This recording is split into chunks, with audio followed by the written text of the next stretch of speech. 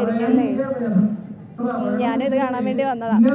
ഞാനിങ്ങനെ ആലോചിക്കായിരുന്നേ, എന്ത് രസമായിട്ടാണല്ലേ ഇവിടെ ഓരോ കുട്ടികളും പെർഫോം ചെയ്യുന്നത്. എനിക്കും കലോത്സവത്തിലൊക്കെ ഇങ്ങനെ പങ്കെടുക്കണമെന്നൊക്കെ ആഗ്രഹം ഉണ്ടായിരുന്നു. പക്ഷേ സ്കൂളിൽ മാത്രമേ ഞാൻ പങ്കെടുത്തുള്ളൂ. അതിനുശേഷം സ്റ്റേറ്റിലൊന്നും വന്നിട്ടില്ല.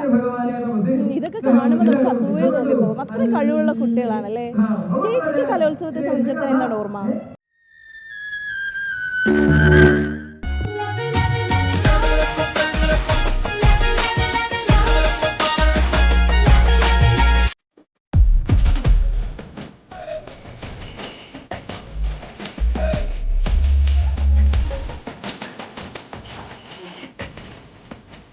സ്കൂളിലും കോളേജിലൊക്കെ പഠിക്കുന്ന കാലത്ത് യൂത്ത് ഫെസ്റ്റിവൽ വേദികളിൽ കയറി ഇറങ്ങിയിട്ടുള്ള ഒരാളാണ് ഞാൻ. അധികവും ഗ്രൂപ്പ് ഇനങ്ങളാണ് ചെയ്യാറ്. നമ്മളുടെ ആ കാലത്ത് കുറച്ചുകൂടെ മത്സരമായിരുന്നു. ഇപ്പോൾ എ ഗ്രേഡ് മതിയല്ലോ സ്റ്റേറ്റിൽ. പക്ഷെ അന്ന് ഫസ്റ്റ് സെക്കൻഡ് ഒക്കെ ഉണ്ട്.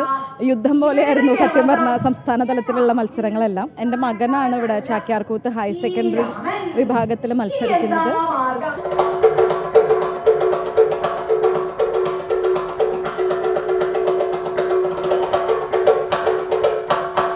അവൻ്റെ ഇപ്പോൾ 4ാമത്തെ വർഷമാണ്. 3 കൊല്ലം ഹൈസ്കൂളിൽ സ്റ്റേറ്റ് എ ഗ്രേഡ് ആയിരുന്നു. ഇതിപ്പോൾ 4ാം വർഷം ഹയർ സെക്കൻഡറി ആദ്യത്തെ വർഷം. അവന് പൊതുവേ ഒരു കലാവാസനയുള്ള കൂട്ടത്തിലാണ്. സ്റ്റേറ്റ് കലോത്സവത്തിൽ എൻ്റെ 4ാമത്തെ വർഷമാണ്. അമ്മ 10-30 വർഷമായിട്ട് ക്ലാസിക്കൽ ഡാൻസ് പഠിച്ചു വരുന്ന, ഇപ്പോൾ പഠിപ്പിക്കുന്ന ഒരു ആളാണ് അമ്മ. പണ്ട് കലോത്സവ വേദികളെ പ്രകമ്പനം കൊള്ളിച്ച ആ വേദികൾ കൈയടക്കിയ കലാകാരന്മാർ വേറെങ്ങും പോയിട്ടില്ല. തങ്ങളുടെ മക്കളുടെ പ്രകടനങ്ങൾ ആസ്വദിച്ചും വരുന്ന യുവതലമുറയെ പ്രചോദിപ്പിച്ചും ഈ വേദികളിലൊക്കെ അവരുണ്ട്.